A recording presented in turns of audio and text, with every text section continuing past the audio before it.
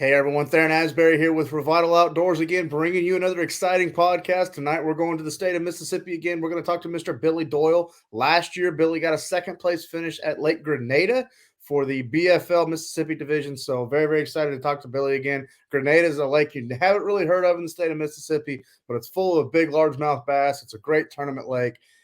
Major League Fishing and the BFLs go there every year in the Mississippi division. So very excited to talk to Billy. Before we get started, as always, make sure you subscribe to our YouTube channel. That way you get notified when all of our content is dropping.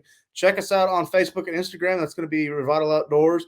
And then if you've never heard of Revital Outdoors, we're a premium CBD company. We offer premium CBD products to all of the outdoor enthusiasts. That's hunting and fishing. Our products are THC-free, made right here in America, and you can purchase them directly off our website. So check out our website for more information about the products, more about our manufacturing process, everything that you have questions about with CBD. You can educate yourself very well on our website. That's www.revitaloutdoors.com. And also, this is Redcrest Week. We will be in Tulsa, Oklahoma for Redcrest. We're booth 2214 at the Expo. That's going to be this coming Friday through Saturday. Come by our booth. We've got samples to give out of our premium CBD products. We'll have products for sale. We're having a show special. Meet our pro staff. A lot of great fun for the family. So be sure to come out to the Expo this weekend in Tulsa, Oklahoma if you're in the area. So that being said, let's go ahead and get right to it. Mr. Billy Doyle, second place finisher again in the Grenada event. How you doing tonight, Billy? Oh, I'm good, buddy. I appreciate you having me. Yeah, man, really honored to talk to you, talk to another Mississippi angler. So, man, let's just talk about Lake Grenada a little bit. You know, I looked up your profile on Major League Fishing. You've got a great history in the state of Mississippi. So tell us a little bit more about Grenada and what do you like about it? Well, Grenada's known as that crappie lake. Right. It spits out some 4.5 pound crappie down there pretty regular. So, as far as the bass fishing, it's kind of a little hidden secret. It doesn't get a whole lot of publicity for bass fishing, but I saw that on the schedule last year, and that was the one that kind of worried me because, I've been on Grenada, but it's just been a while. So I went down there, and the lake was extremely high last year versus this year. It's like 6 or 8 foot below summer pool now, so it's going to be a total opposite from what we had last year. Last year it was just water everywhere. You could actually use your boat as a bulldozer and push the bushes out of the way and just keep right on going. It was right. If you didn't mind going through the bushes with the boat.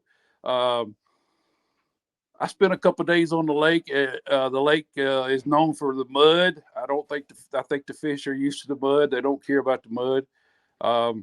You can still catch them in that muddy water.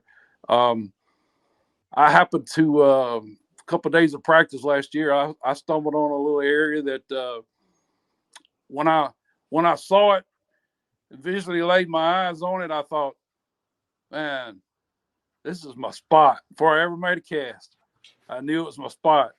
And I worked my tail off to get in there. It took me a couple, 2 or 3 hours figuring out how to get in there, but I got in there. First tree I went to in practice when I got in there, one cast on a spinnerbait, and I caught a 3.5 pounder, and I said, that's it, I'm out of here. So went back there tournament morning, and it was pretty much game on.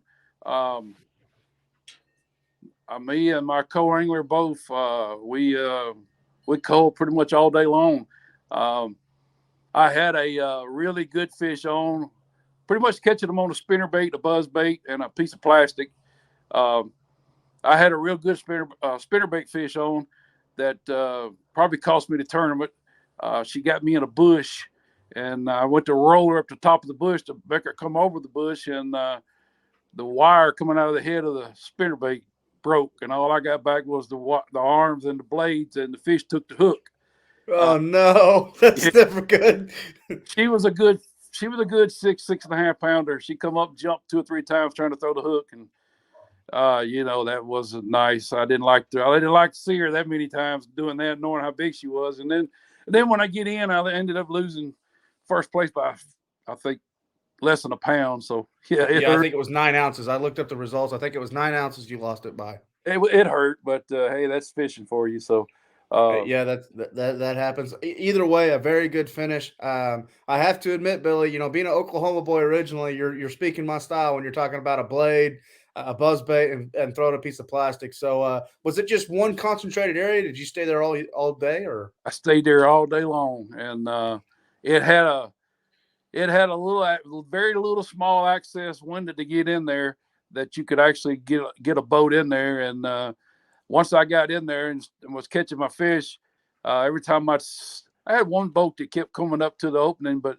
every time he come to the opening, I'd go back to the opening and cut him off. So he never tried to come over in there with me. So I had it pretty much to myself all day. So you're one of those anglers that refuses to leave biting fish. I'm not going to leave to go look for more biting fish. You're right. God bless you.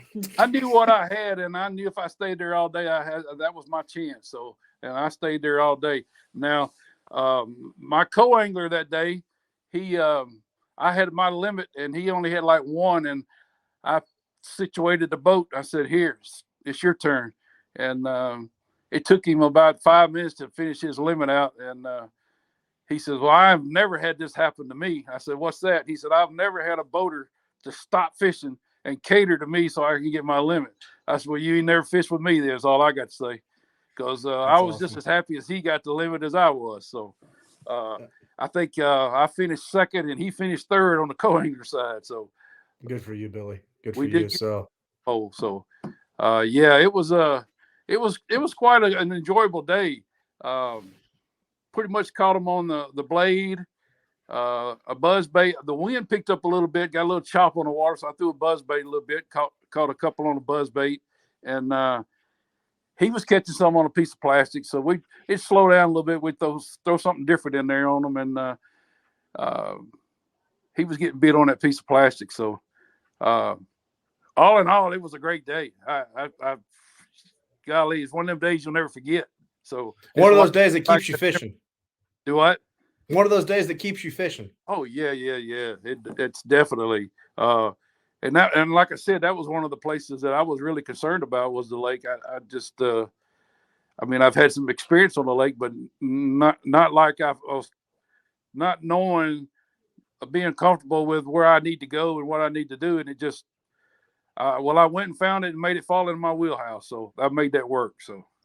Absolutely. Well, that's a lot of great information for last year. What do you predict this year? Same kind of thing, the fish up shallow, getting ready for the spawn, or?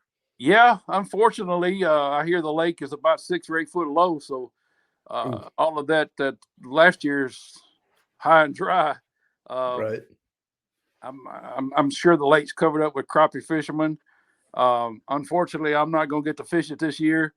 But I've had some buddies been going down there, and they said it's not an easy bite right now. So I think you got some transition fish going on. You got some fish that's trying to move in there and spawn. You got some fish that's thinking about moving in there. So even though that water's muddy, so well, the key thing will be that water being so low. It's just finding out where they want to hang out now with that water being low and not a whole lot of wood in the water. So that's going to be the key to the guy that does good down there. As far as your tournament last year, were you kind of fishing up the river? Were you in Maiden Lake, or was there any like one specific area of the lake that you were kind of targeting? Or I was pretty much mid lake. It was over, but I actually called it an old slough. I actually had to maneuver myself and get over a gravel road to get over in there. So once I saw it, I knew I had to get over in there. So it was good.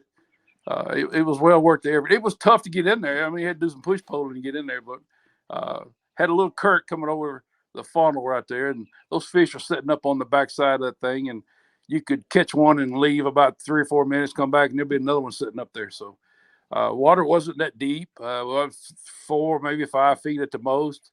But it was a gravel road, and you imagine a gravel road and then a ditch on that side. So they were sitting right off in that little ditch where the water was funneling over. So, I mean, it was a textbook spot. I mean, it wasn't white water running over, but it was a little current coming over.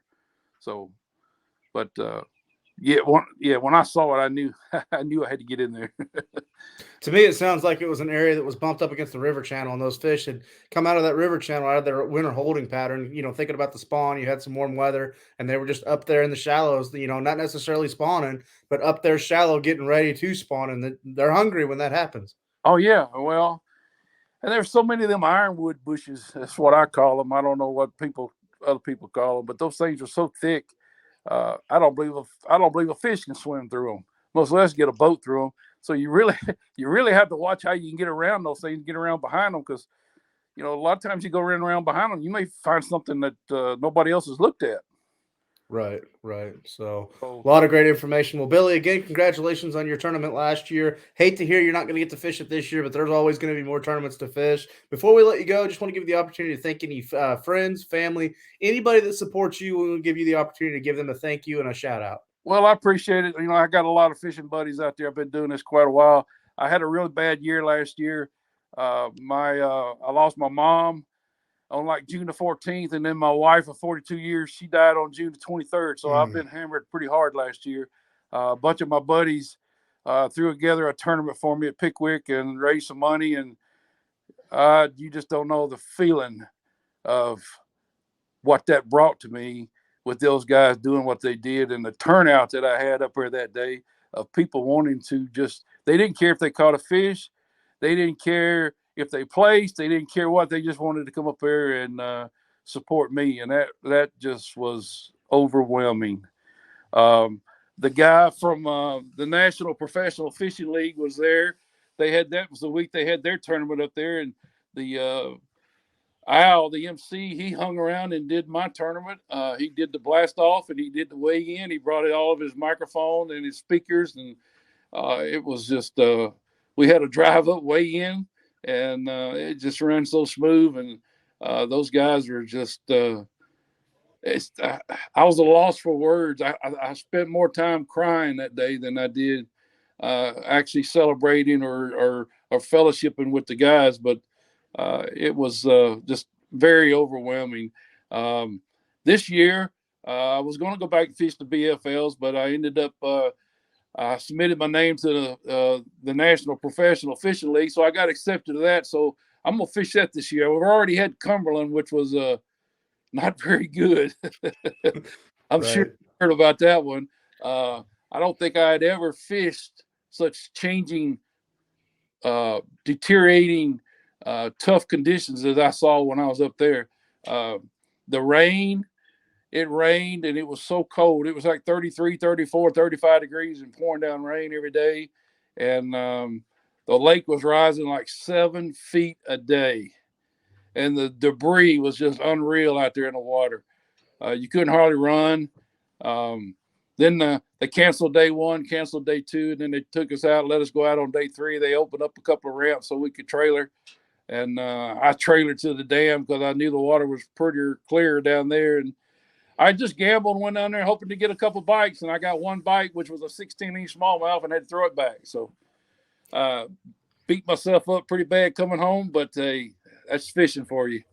That's absolutely fishing for you. And I want to, first of all, say, our hearts, especially I speak on behalf of Revital Outdoors. Our hearts go out to you for the loss of your mom and your wife last year. That's terrible news. I appreciate and I want to give a big shout out to all the fishermen out there and all the anglers. Make sure that you have good camaraderie, you meet good people, and you get a good group of people that you travel with in fishing, because this is what fishing is supposed to be for. It was created by God for us to enjoy it, and all the people that surround us that pretty much turn into family. I look at my life and my family, it pretty much consists of the fishing people that I've met over the years. I'm very fortunate for that. And this is just a true testament to why we need to focus on fishing and only fishing and go out there and have a good time, because that's what it's meant for. And you never know, it could end up saving somebody. You never know what's going to happen. And, Billy, hearing your testimonial about fishing and what it's done for you in a time of crisis like that, it warms my heart. And I just encourage everyone that's watching this, always take your kids fishing, take your parents fishing, get out there in the outdoors. That's what it's for. There's no politics involved. There's no CNN versus MSN. There's no, Republican versus Democrat.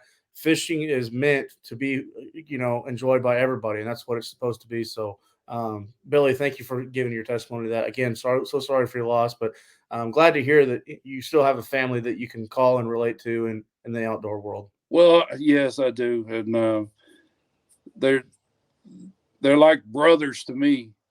It's just, I mean, not a day go by some of them are not calling me, checking on me. So that's a good thing. I've had another fishing buddy that lost his wife since then. So he and I are kind of leaning on one another. So, yeah, it's the camaraderie, the fellowship, it's just I've been tournament fishing since back in the 80s, and it's just can't nothing touch it. No, that's a fact. One of my dear friends, one of my closest friends, one of my best fishing buddies. You know him very well. A lot of people don't know this, but he and I probably spent more time with him in the boat than he has with anybody else. And he's made quite a name for himself. He was fishing up in New York when my wife's funeral, and he was feeling really bad because he wasn't there, but he got his wife to come to the funeral. But he called me on the phone, and we spent 15, 20 minutes of crying with each other on the phone. So, but I'll share his name. His name's Mark Rose. So I know you know him very well. So oh yeah, Rose and I go way back. So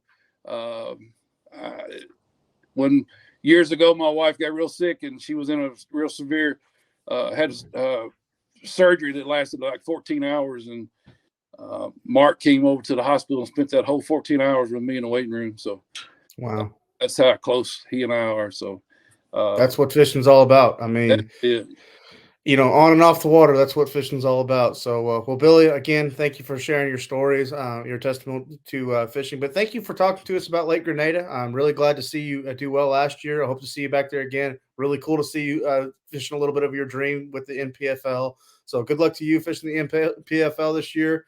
And from all of us at Revital Outdoors, again, you've been talking to Mr. Billy Doyle, the second place finisher from the Mississippi Division BFL tournament last year on Grenada Lake.